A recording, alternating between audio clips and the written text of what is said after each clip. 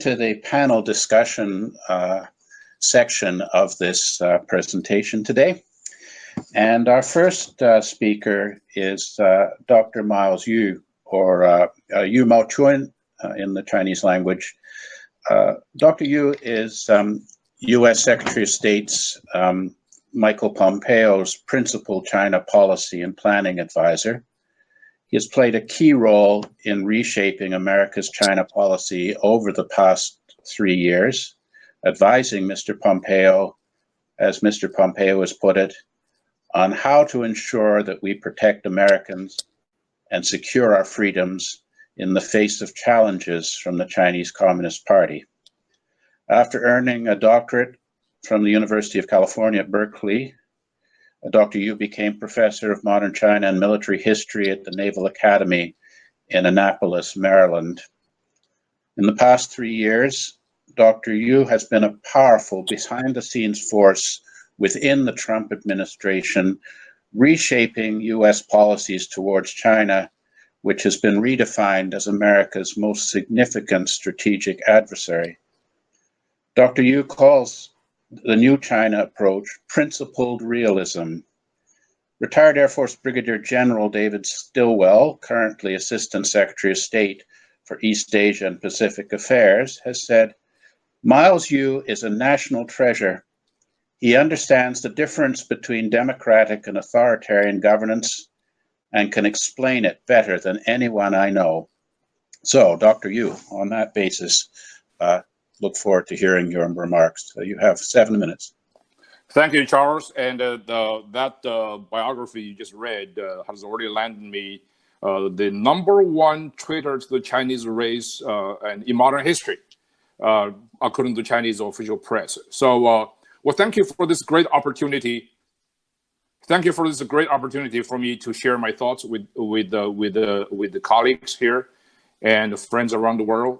I was going to start with how fundamentally our China policy and China approach has changed under this administration, but I'll save that for later because this is, after all, is a focus on Hong Kong.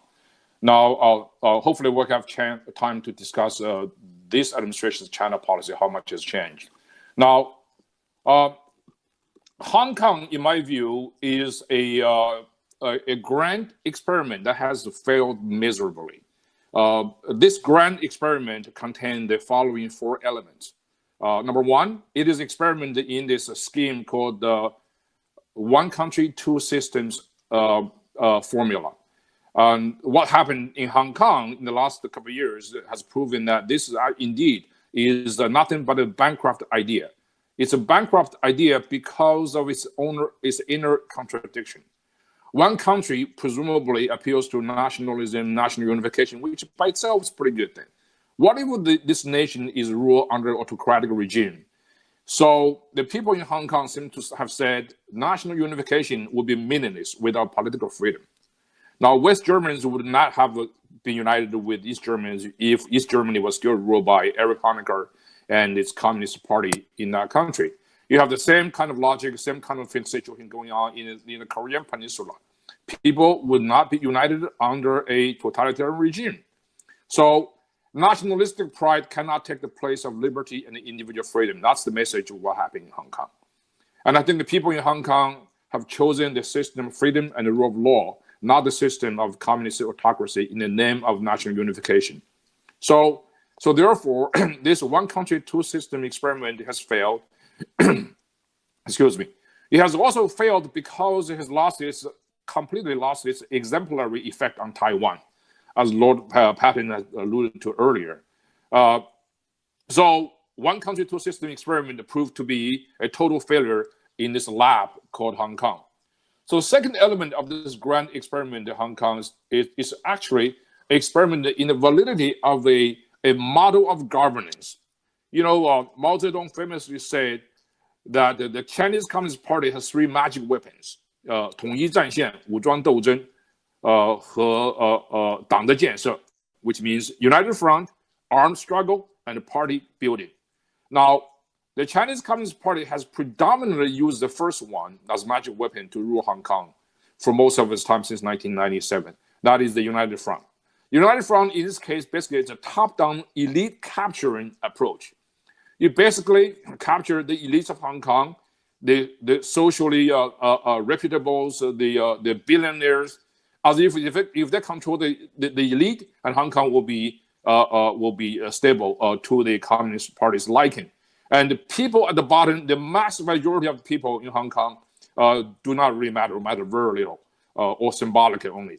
So what had happened in Hong Kong last year in particular, the mass and persistent protests, shows that people disagree with that kind of approach. You know, the battle hymn on the street of Hong Kong is this song from the Miserables, Do You Hear People's Roar of Anger?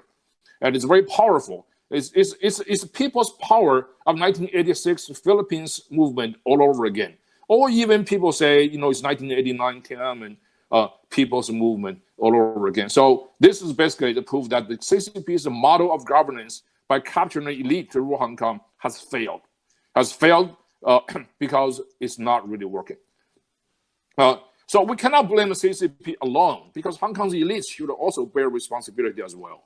I mean, Carrie Lam and her government has proved to have been very callous toward people's demands. In this way, she's pretty reprehensible. I mean, we have urged her to heed people's voice, people's demand through open or closed door channels, and nothing seems to work. So there is the Hong Kong elite's cowardice and opportunism also to be to blame. The third element of this Hong Kong experiment, in my view, is also a sort of experiment to test the validity of Chinese Communist Party's trustworthiness. You know, Hong Kong is a grand bargain, mostly because it's a constant meter to monitor the CCP's credit score since 1984. Hong Kong is first and foremost a promise made by the CCP in 1984. It's a promise of a high degree of autonomy for 50 years, backed by judicial independence, free press, individual liberty, rule of law. This promise was made, this promise has been broken. I mean, you might say it's been broken in a very brutal and semi-fascist way. So the Hong Kong abomination, as we say it now, proved that CCP cannot be trusted. This should be a huge reputational cost to the CCP, because a country without credibility cannot be the leader of the world. So lastly, I will say the Hong Kong experiment is also an experiment in the hope. This is the hope within a larger hope for China as a whole. That's another tragic proof to the dashing of the bigger China hope. So all in all, the Hong Kong experiment, in my opinion, for the last 23 years, has been nothing but a spectacular flop in history. So let me just use the remaining of my minutes I have to briefly talk about what has the U.S. government has done in response to the Hong Kong event. You know, we have, as I mentioned earlier, we have urged the Hong Kong government to be more responsive to people's voice, particularly to Chief Executive Carrie Lam and the CCP leaders throughout the whole events last year. And we also offer support for pro-democracy protest. Vice President Pence and Secretary Pompeo met with Jimmy Lai, Martin Lee, Anson Chan, and Nathan Law, and who's here, and also other democracy advocates in Hong Kong. You know, the president, most dear to his heart for the most of the first term of his administration is a phase one trade deal with China, and but he was willing to put his trade deal on the line to prevent the CCP from directly involving in violent suppression of Hong Kong protest. And I must say, and this is very important, the president, the Hong Kong issue was the only issue the president was willing to sacrifice his China trade deal for. And this is a pretty important for us to keep in mind. And then realistic assessment of Hong Kong's autonomy backsliding. Secretary Pompeo decertified Hong Kong's high degree of autonomy. We sent that report to the Congress, and followed by the president's declaration of ending of special treatment for Hong Kong. So, and we also reevaluate the Hong Kong 1992 Hong Kong Policy Act, and also follow the 2018 Hong Kong Human Rights and Democracy Act passed by the Congress unanimously, by the way.